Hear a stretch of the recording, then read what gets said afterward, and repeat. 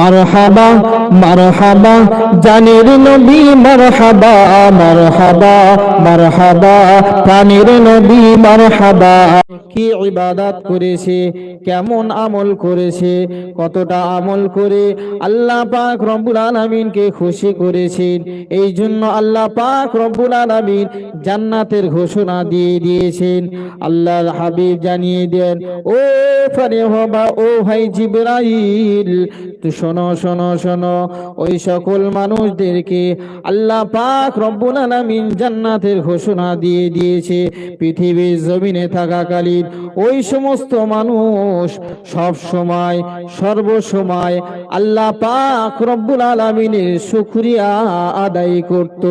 এই জন্য আল্লাহ পাক রব্বুল আলামিন এই মানুষদেরকে আল্লাহ পাক রব্বুল আলামিন এই বান্দাদেরকে জান্নাতের ঘোষণা দিয়ে দিয়েছেন। জোরে বলুন সুবহানাল্লাহ। জান্নাতের ঘোষণা দিয়েছেন এই জন্য পৃথিবীর জমিনে তারা থাকাকালীন সব সময় সর্বসময় তারা আল্লাহ পাক রব্বুল আলামিনের শুকরিয়া আদায় করত। যদি তাদেরকে জিজ্ঞাসা করা হতো, তুমি কেমন আছো? আলহামদুলিল্লাহ, ভালো আছি। তারা খানা খাওয়ার পর আল্লাহ পাকের শুকরিয়া আদায় করত, আলহামদুলিল্লাহ। প্রত্যেকটা নিয়ামত পাওয়ার পর তারা আল্লাহ পাক রব্বুল আলামিনের শুকরিয়া আদায় করত। এই জন্য আল্লাহ পাক রব্বুল আলামিন তাদেরকে জান্নাতের ঘোষণা দিয়ে দিয়েছে। আমাদের মধ্যে কয়জন আছে যে প্রত্যেকটা আলা যিকরিকা ওয়া শুকরিকা ওয়া হুসনি ইবাদাতিক, আল্লাহ পাক রব্বুল আলামিনের কাছে এই শুকরিয়া আদায় করাটা সব সময় এই দোয়াটা পড়া উচিত।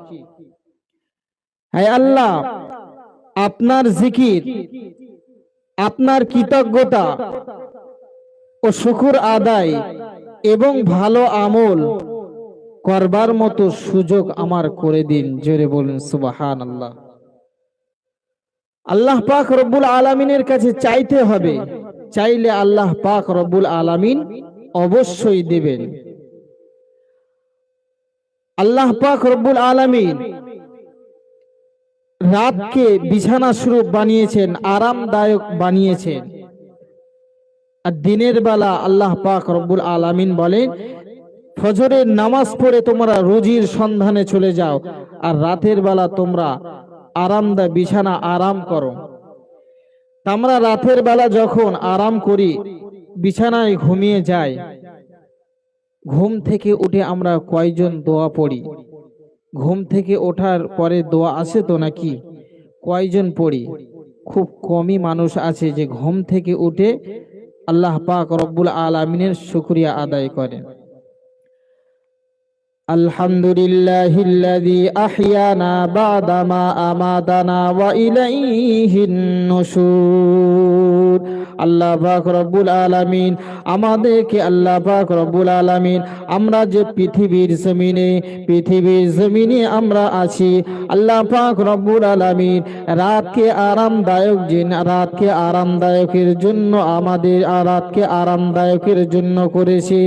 আমরা বিছানায় রাতে ঘুমিয়ে যাই, ঘুমিয়ে যাওয়ার পর ফজরের সময় যখন ঘুম থেকে উঠি, কয়জন মানুষ আছে দোয়া পড়ি, আলহামদুলিল্লাহি আহইয়ানা বা'দা মা আমাতানা ওয়া ইলাইহিন নুশুর।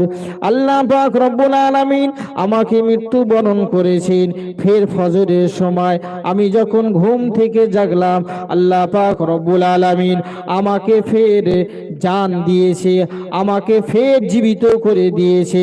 এই জন্য আমরা কয়জন আছি শুকরিয়া আদায় করি? ঘুমানো মানে কি?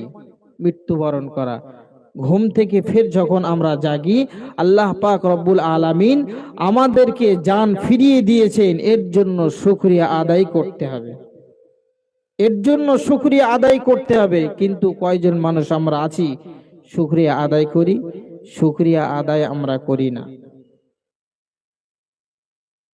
আল্লাহর হাবিব সাল্লাল্লাহু আলাইহি ওয়াসাল্লামের উপর দরুদ পাঠ করলে আল্লাহ পাক রব্বুল আলামিন খুশি হয় না নারাজ হয়? খুশি হয়। কিন্তু মানুষ যখন কোনো জায়গায় জলসা জুলুসে বলো, কোনো জায়গায় দরুদ শরীফ পাঠ করা হয়, মানুষ দরুদ শরীফ পাঠ করতে চায় না, দরুদ শরীফ পাঠ করতে চায় না। কিন্তু আল্লাহর নবী সাল্লাল্লাহু আলাইহি ওয়াসাল্লাম জানিয়ে দিয়েছেন, যদি হাবিবের প্রতি একবার দরুদ পাঠ করা হয়, আল্লাহ পাক রব্বুল আলামিন তার উপর 10টি রহমত অবতীর্ণ করেন। জোরে বলেন সুবহানাল্লাহ। 10টি রহমত তার উপর অবতীর্ণ করেন। অন্য একটা হাদিসে আল্লাহ নবী জানিয়ে দিয়েছেন, আল্লাহ নবী দিন দুনিয়ার বাদশা হাবিবুল্লাহ জনাবি মুহাম্মদুর রাসূলুল্লাহ সাল্লাল্লাহু আলাইহি ওয়াসাল্লাম মসজিদে নববী শরীফে বসে আছেন। মসজিদে নববী শরীফে বসে আছেন, এমন তো অবস্থায় 4জন ফেরেশতা, বড় বড় ফেরেশতা এসে হাজির, আল্লাহ নবীর কাছে এসে হাজির।